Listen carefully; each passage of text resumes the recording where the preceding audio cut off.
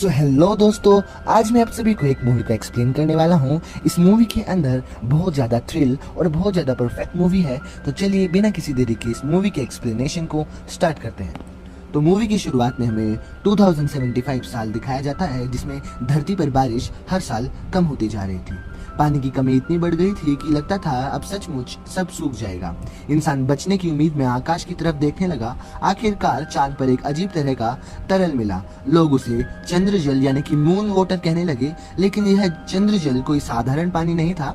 जैसे ही यह किसी जीवित चीज से टकराता फौरन बढ़ने लगता, बेकाबू तरीके से अनंत तक फैलता जाता। इंसानों को इस मून वाटर के आदी बनाने के लिए वैज्ञानिकों ने चांद की बुहाई बेस में गुप्त प्रयोग शुरू किया, मगर अचानक एक भयानक हादसा हो गया। पूरे बोहाई बेस को तबाह कर दिया। सारे वैज्ञानिक मारे गए, कोई नहीं बचा। 5 साल बाद प्रयोग नाकाम होने के बाद धरती की सरकार ने पानी पर पूरा कंट्रोल करने के लिए पानी को पीने का ग्रेड सिस्टम बना दिया। जितना ऊंचा ग्रेड उतना ज्यादा शुद्ध पानी। आम लोग तो गुस्से में आग बबूले हो गए। सब चिल्लाने लगे कि पानी सबको बराबर मिलना चाहिए। इसी बीच स्पेस एजेंसी के जूनियर चीफ गोल्ड, जिन्हें सब गोल्ड साहब कहते थे, एक पुराने दोस्त के पास पहुंचे। छोटू सिंह, जो कभी खगोलीय जीव विज्ञानी थे, अब जानवरों के व्यवहार के एक्सपर्ट बन चुके थे। गोल्ड साहब ने छोटू को एक खास मिशन में शामिल होने के लिए कहा। छोटू ने मना कर दिया, लेकिन जैसे ही वो हाई बेस का नाम लिया गया, छोटू की आंखें चमक उठी, क्योंकि 5 साल पहले उस हादसे में मरने वाली मुख्य वैज्ञानिक उनकी बड़ी बहन थी। इस बार मिशन की कमांड थी होन कप्तान के साथ में। छोटू को सैंपल से जुड़ा पूरा काम सौंपा गया। टीम को बोहाई बेस बंद होने से पहले वहां छूटे हुए सैंपल वापस धरती पर लाने थे। चांद पर उतरने के बाद सिर्फ 24 घंटे का समय था। सैंपल को हर पल बहुत कम तापमान पर रखना था। एक भी गलती बर्दाश्त नहीं की जा सकती थी। मीटिंग खत्म होते ही सब लॉन्च साइट पर पहुंचे। अजीब बात यह थी कि स्पेस एजेंसी ने आखिरी वक्त में अपना पायलट बदल दिया। 5 मिनट बाद रॉकेट उड़ान भरता है। थोड़ी देर में शटल चांद के ऊपर पहुंच जाता है, लेकिन तभी रेन नाम की अजीब सी मौसमी बाधा आ गई। 2 घंटे तक स्पेस एजेंसी से कोई बात नहीं हो सकी। फिर अचानक पूरा जहाज जोर से हिलने लगा। लैंडिंग कैप्सूल का फिक्सिंग डिवाइस ढीला पड़ गया। कम्युनिकेशन रिकनेक्ट होने में अभी 20 मिनट बाकी थी। अगर ऐसा ही चलता रहा तो इंजन फट जाता। आखिरी मौके पर हान कैप्टन ने फैसला लिया, लीडिंग कैप्सूल को अभी अलग कर दो। तभी ऊपर से एक बॉक्स गिरा, कांच टूटा, छोटू नीचे गिर पड़ा।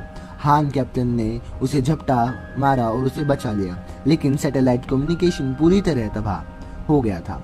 अब एजेंसी से कोई संपर्क नहीं, अब सिर्फ खुद पर भरोसा। बोहाई बेस अभी भी 7 किलोमीटर दूर था और 24 घंटे में काम पूरा करना था। अब आसान नहीं लग रहा था। इधर लैंडिंग कैप्सूल भी खाई में जा गिरा। टीम में बेस को सबसे अच्छे से जानने वाला हुआंग डिप्टी चीफ लैंडिंग के दौरान पसलियां तोड़ बैठा। सांस फूलने की वजह से वह जल्दी ही चल बचे। काम जल्दी पूरा करने के लिए उन्हें को वहीं छोड़ना पड़ा। सब दौड़ते हुए बोहाई बेस में दाखिल हुए। ऑक्सीजन खत्म होने से ठीक 1 सेकंड पहले तुरंत लाइफ सपोर्ट सिस्टम में बिजली डाली। बेस का माहौल धरती जैसा कर दिया, लेकिन कुछ कदम चलते ही एक मिशनरी की लाश मिली। हैरानी की बात यह थी कि उसके शरीर पर झाग सा या चिपचिपा पानी था। साफ दिख रहा था कि वह डूब कर मरा था, लेकिन चांद का यह सूखा बेस, यहाँ इतना सारा पानी कहाँ से आया जो किसी को डुबा दे। गोल्ड साहब ने जाते वक्त कहा था कि यहाँ रेडिएशन लीक हुआ था, लेकिन अब सब कुछ नॉर्मल लग रहा है। छोटू ने कहा, पहले लाश को पोस्टमार्टम करें, तब जाके हमें सच पता चल जाएगा। लेकिन होन कैप्टन बोले, नहीं, पहले सैंपल ढूंढो। टीम कंट्रोल रूम में पहुंची। बिजली फिर चालू की। बोहाई बेस दोबारा जाग उठा। फिर भी एजेंसी से बात नहीं हो रही थी। अच्छी बात यह थी कि बेस का ऑक्सीजन और प्रेशर बिल्कुल ठीक था। सबने भारी हेलमेट उतार दिए। एयर प्यूरिफायर चालू किया तो माहौल धरती जैसा हो गया। सबकी जान में जान आई। बेस के ब्लूप्रिंट में लाल रंग के इलाके थे। सिर्फ लेवल 1 एक्सेस वाले जा सकते थे। लेकिन क्या था वहाँ इतनी ज्यादा सिक्योरिटी थी? चलो हम लोग देखते हैं। अजीब बात यह थी कि एजेंसी ने जो पोल्यूशन जोन बताया था वह सब लेवल 1 एरिया ही था। क्या यह संयोग मात्र था? कैप्टन ने फैसला किया टीम बढ़ जाए। जैसे ही सैंपल कैप्सूल मिले, तापमान डिवाइस चेक करें। अगर रेड लाइट जल रही हो तो हाथ मत लगाना, तुरंत डॉस अंक को बुलाओ। छोटू ने शो से पूछा तो पता चला हर बेस मेंबर के शरीर में पहले से ही चिप लगा दी गई थी। वो सेंट्रल सिस्टम से चिप आईडी चेक करना चाहता था। असल में वह अपनी बहन की लाश ढूंढना चाहता था, लेकिन सिस्टम पहले उसे पड़ चुका था। चिप रीडर काम नहीं कर रहा था। अब सैंपल ढूंढने में जुट गए सब लोग। छोटू को एक अजीब सी गली मिली। उसी समय उसे होम डिप्टी की वह बात याद आई। इधर होम कैप्टन ने एक बंद कैबिन का दरवाजा तोड़ा। अंदर दर्जनों बेस मेंबर की लाशें पड़ी थी। सबके चेहरे पर मौत से पहले ही भयानक छटपटाहट साफ दिख रही थी। एजेंसी की रिपोर्ट कहती थी सब इलाका बंद होने से पहले मर चुके थे, लेकिन सीन कुछ और भयानक लग रहा था। यह सब जिंदा बंद करके मारे दिए गए थे और मौत का कारण सबकी डूबने से मौत हुई थी। थोड़ी देर बाद दोनों टीमों ने स्टोरेज 1 और स्टोरेज 2 खोला। थोड़ी देर बाद दोनों टीमों ने स्टोरेज 1 और स्टोरेज 2 खोला, लेकिन वहां पर पहले ही कोई आ चुका था। साफ इतना ज्यादा सर्च करने के बाद भी कैप्सूल नहीं मिला। छोटू स्टोरेज 3 में पहुंचा तो अचानक अननोन बायोलॉजिकल सिग्नल मिला। क्या बेस में अब भी कोई जिंदा था? तभी लकी ने छोटू को कंट्रोल रूम भेज दिया। चिप आईडी फंक्शन चालू करो। छोटू भागकर दौड़ा और उधर शो चांद सैंपल ढूंढते हुए एक लाश पर पैर रख बैठा। लाश से बची पानी की बूंदें आंख में चली गई। थोड़ी देर बाद शो चांद का दिमाग डगमगाने लगा, कान से साफ पानी टपकने लगा। छोटू कंट्रोल रूम पहुंचा तो दरवाजा बंद मिला। दरार में खून की छींटें मिली। टीम ने बताया ली गायब हो चुका है, लेकिन उन्हें नहीं पता था कि यह सब ली की साजिश थी। उसने अकेले स्टोरेज 3 खोला। एकदम सही कैप्सूल मिल गया, लेकिन जैसे ही झुका टॉर्च टेबल के नीचे गिर गई। टॉर्च उठाने के लिए झुका तो कोई अननोन चीज ने टॉर्च हटा दी। कप्तान को अननोन सिग्नल मिला, लेकिन उसे लोकेशन गड़बड़ मिली। उन्होंने छोटू को ली के पास भेजा एंड देन छोटू लौटा, लेकिन लकी ने कैप्सूल हाथ में लिया था कि अचानक हमला हुआ और ली उसी जगह मारा गया। फिर हंग को डॉक्टर ने चेक किया। पूरे शरीर में हड्डियां चूर मिली। इतने उन्हें एक अननोन जीव मिलता है जहां पर वो कैप्सूल को लेता है और वहां से भाग जाता है। मतलब उसमें समझ भी थी और शायद वो इंसान भी हो सकता है। देखते हैं कौन था वो। लेकिन छोटू पर हमला क्यों नहीं किया? सबके दिमाग में ये सवाल आता है। एक के बाद एक मौत से टीम में बेचैनी फैल गई। शोचान चुपचाप बैठा था, शरीर कांप रहा था। पास जाकर देखा तो खौफनाक नजारा। शोचान के मुंह से पानी की धार फूट पड़ी। कप्तान और बाकी लोग दौड़ पड़े। हम डॉक्टर ने कहा सुरक्षा सूट पहनो, रेस्क्यू करो, लेकिन बहुत देर हो चुकी थी। शोचान का शरीर पानी से भर चुका था। अंदरूनी अंग तबाह हो चुके थे। निकाला गया खून भी साफ पानी था। 3 सदस्य ऑलरेडी मर चुके थे और अभी के टाइम पर सब लोग घबरा गए थे। टीम को संभाला और सबका काम बांट दिया। होन डॉक्टर और छोटू लाशों का पोस्टमार्टम करेंगे एंड सच ढूंढेंगे कि आखिर क्या हो रहा है। कप्तान बाकी लोगों के साथ अननोन जीव को ट्रैक करेंगे, वेंटिलेशन पाइप में घुसेंगे एंड आगे का प्लान कंटिन्यू करेंगे। तो सभी लोग वेंटिलेशन पाइप में घुसे। अजीब पैटर्न मिले उनको अजीब पैटर्न मिले, लेकिन थोड़ा आगे बढ़े तो गेट बंद मिला। सिर्फ लेवल 1 पासवर्ड से खुलेगा। अंदर क्या था किसी को नहीं पता। फिर वे लौट आते हैं। छोटू ने लाशों के सैंपल लिए। रिपोर्ट आई शो की मौत बिल्कुल वैसे ही थी जैसे 5 साल पहले बेस मेंबरों की हुई थी, लेकिन कोई इन्फेक्शन नहीं मिला। फिर इतना पानी कहाँ से आया? जाने से पहले छोटू ने कहा वो जीव मुझसे नुकसान नहीं पहुंचाना चाहता। ली पर हमला इसलिए किया क्योंकि उसने उसका इलाका छुआ। वो वेंट से तेजी से घूमता रहता है, मतलब बेस की पूरी मैपिंग उसके दिमाग में है। शायद वो बेस का सर्वाइवर हो सकता है। 5 साल तक सामान इस्तेमाल करके जी सकता है। कप्तान ने कहा नहीं। वो मेरे साथ 2 लोग लेकर लिफ्ट के पास गए।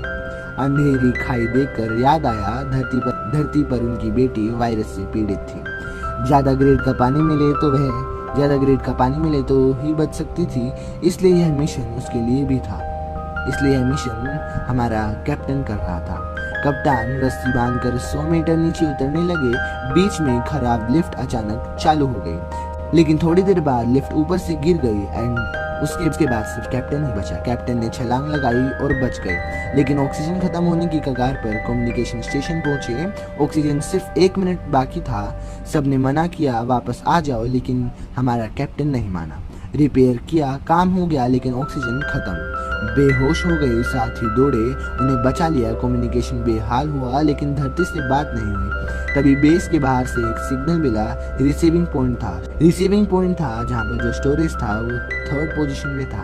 सब वहाँ पहुंचे। लकी के पास पुराना कम्युनिकेटर मिला और एक्स कंपनी का लकी जासूस था। वो उनसे पूछता है, क्या तुम शुरू से जानते थे? कप्तान ने सच बताया, चांद पर मून वाटर मिला था। सरकार को लगा इसे धरती पर लाएंगे तो सब बच जाएंगे। सबसे पहले इसे खोजने वाली छोटू की बहन, लेकिन एजेंसी ने सबसे छुपाया कि यह अनलिमिटेड बढ़ता है। यही वजह थी वो हाई बेस का खात्मा। लेवल 1 डेटाबेस में गए थे सभी लोग। वहाँ विशाल डाटा था। कप्तान अनजाने में एक पौधे पर पैर रख दिया। पास में सीक्रेट स्विच खोला तो नीचे हरे हरे पौधे का जंगल मिला। 5 साल पहले छोटू बहन को एक गुप्त मैसेज मिला था, लूना को ढूंढो। कैप्टन को लगा कोई देख रहा है।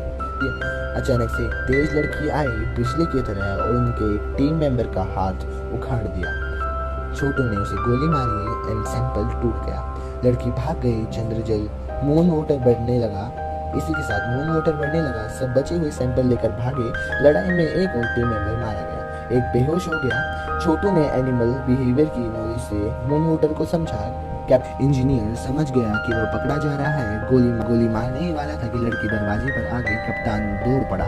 छोटू ने सबको रोका, सैंपल टेबल पर रखा। लड़की शांत हो गई। छोटू ने देखा उसके नेम प्लेट पर बहन का नाम लिखा था। लड़की ने सैंपल छुआ ही था कि इंजीनियर ने गोली मार दी। लेकिन अजीब बात, मून वाटर से उसे चोट नहीं लगी, बल्कि घाव भर गया। वो तेजी से भाग गई, मतलब वो मून वाटर को समझ चुकी थी। शायद यही इंसानियत की आखिरी उम्मीद थी।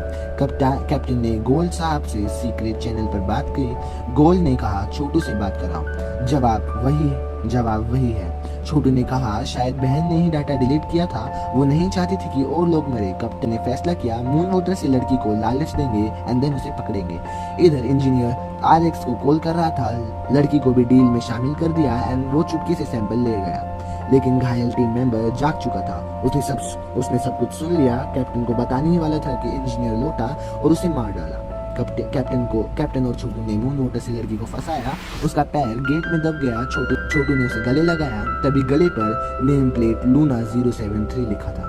कैप्टन ने बेहोशी का इंजेक्शन लगा दिया। लो टेम्परेचर बॉक्स में टीम मेंबर की लाश मिली। कैप्टन को बताया। इंजीनियर सैंपल लेकर कंट्रोल रूम पहुंचा। सारे गेट बंद कर दिए। बेस में अफरा तफरी हो गई। लड़की बेहोश से उभर कर भाग गई। छूने फंस गया, पर थोड़ी सी मेहनत करने के बाद वह बाहर निकल गया एंड वो अकेला लड़की के पीछे भाग पड़ा। लड़की उसे एक कमरे में ले गई। खिड़की से धरती दिख रही थी।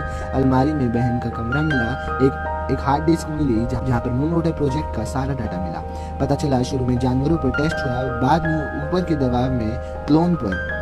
बाद में ऊपर से जब दबाव मिला तो क्लोन पर टेस्ट शुरू हो गया। लूना 77th क्लोन थी, बहन की जीन की क्लोन। कप्तान को शक हुआ। इंजीनियर ने टीम मेंबर को मार दिया जान से। वो वापस जा रहे थे। रास्ते में होन मिल गया एंड देन उन्हें क्लोन स्टोरेज में मिल जाता है।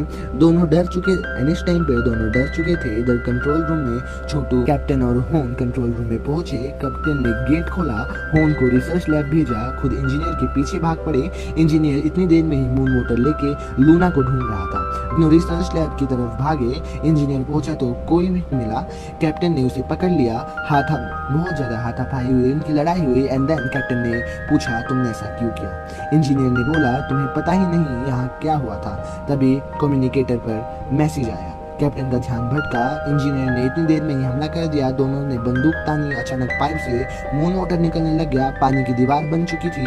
इंजीनियर भाग पड़ा। इतनी देर में ही चंद्रजल मून वाटर बाहर निकल गया, ठंडक से जम गया था।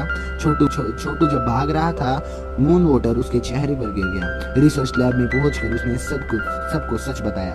वो हाई बेस का बंद करने का असली मकसद यह था कि इंफॉर्मेशन लीक ना हो, दुनिया में बदनामी ना हो। इतनी देर में ही घबरा गया एंड देन वो सोचता है कि वो वापस गया तो वो मारा जा सकता है। CUI ने छोटू को इसलिए चुना क्योंकि बहन चीफ साइंटिस्ट थी। नाम बचाने के लिए छोटू चुप रहेगा। तभी कैप्टन आया और बोला, अभी निकलो। सबने गोल्ड साहब से बात की। रेस्क्यू शटल चांद की ऑर्बिट में ही था, लेकिन एक अननोन शटल भी शायद RX इंजीनियर को लेने आई थी। छोटू ने फिर गोल्ड से पूछा कि लूना को धरती पे क्यों नहीं ले जाया जा सकता। गोल्ड ने कहा कि उसे लैब में ही बंद कर दिया जाए। तो इसी के साथ इस मूवी का एक्सप्लेनेशन खत्म होता है। ये मूवी बहुत ज़्यादा अच्छी थी एंड इस मूवी का नाम साइलेंट सी था। तो आज के लिए इतना ही। Thank you, have a great day है। नेक्स्ट आप मूवी बता सकते हैं कि आपको किस मूवी का एक्सप्लेनेशन चाहिए। मैं नेक्स्ट ही दिन उस मूवी का एक्सप्लेनेशन ला दूंगा। Thank you, have a great day है। Bye bye.